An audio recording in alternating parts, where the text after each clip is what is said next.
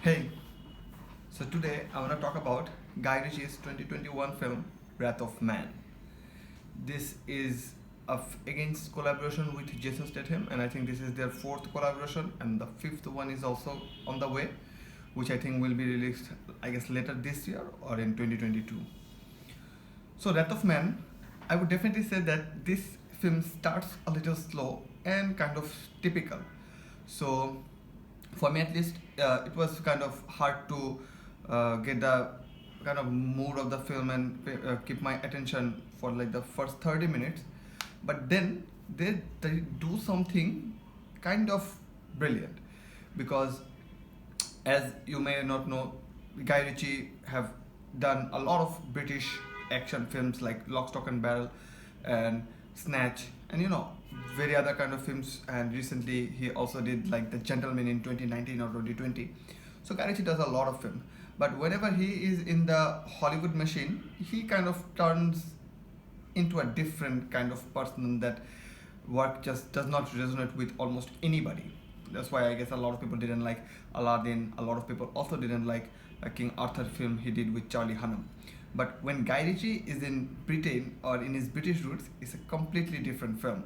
I liked The Gentleman with Matthew McConaughey a lot, and I also like Wrath of Man because you can label this film as kind of anti-heist. Like almost all the heist film since the dawn of time in Hollywood, you follow the heist crew and kind of get the lay of the thing, and then you jump on it. But in this film, this is an anti-heist. Jason Statham has to stop the heist or kind of foil the plan.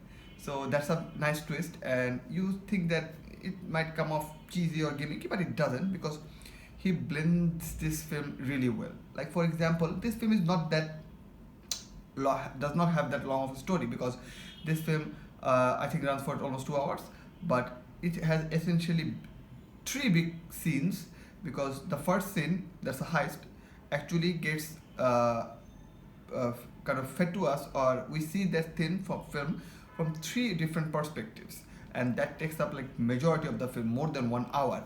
And you think that might be boring, but it's not boring. It's actually quite nice, and I think this film holds very well in all of the other recent action heist or this kind of film. Now, Jason Statham plays a very stereotypical kind of strong silent type Hollywood action man that you haven't seen in a long time. But I think that's intentional because Guy Ritchie wanted to use his character as a kind of a device where everything is kind of no nonsense, and he just want to have like great action when the script needs it or when the story needs it, and Jason Statham is just there to deliver. I can't believe I had this much fun with this film, but I actually like this film. This film is actually quite fun.